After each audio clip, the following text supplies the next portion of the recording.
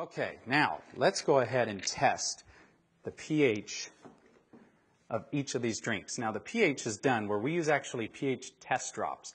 And these test drops are actually the same drops that you would use to test the pH in a pool. And we're just going to put 4 drops into each of these glasses. Now the pH scale ranges from 0 to 14. And what you want is you want to be on the high side. You want to be as high as you can get. You don't want to be on the low side. So we're going to go ahead here. We're going to stir these up. We're going to stir up this first one here, the Sprite.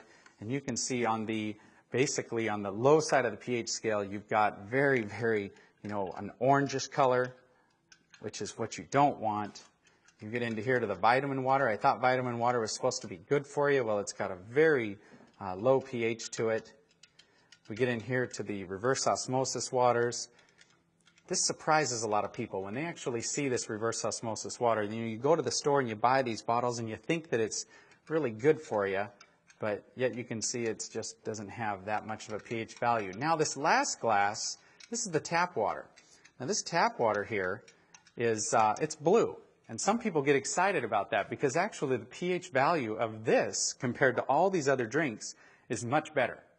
Much better. But what they don't tell you is that the federal government mandates that tap water be at least 7.0 in pH. And so because of that, they use various chemicals, lyes, and anything they have to put into that water to get it to go to here.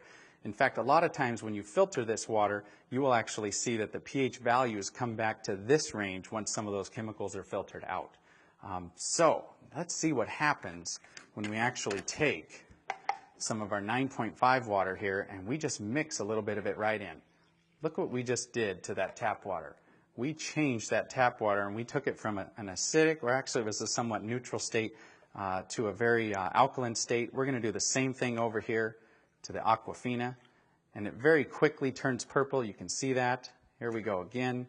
We're going to get it to go purple just by mixing in some of our water. Now these other 3 over here, I actually want to go ahead and use our water, our 9.5 water, and I'm going to pour it directly in. Now watch what happens when we do this. Isn't that amazing? We're not getting any color change at all. In fact, if I go over here, we're not going to get any color change in either of these drinks. They are so acidic that it's actually going to take anywhere from 25, 30 cups of our water, of 9.5 pH water, when we mix it into these other waters, or these other drinks, to actually get it to go neutral. In fact, I'm going to show you that because this is so potent. I mean, look at this soda here.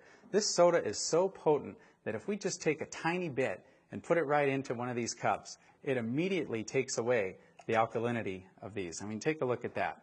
It is just, it's absolutely gone.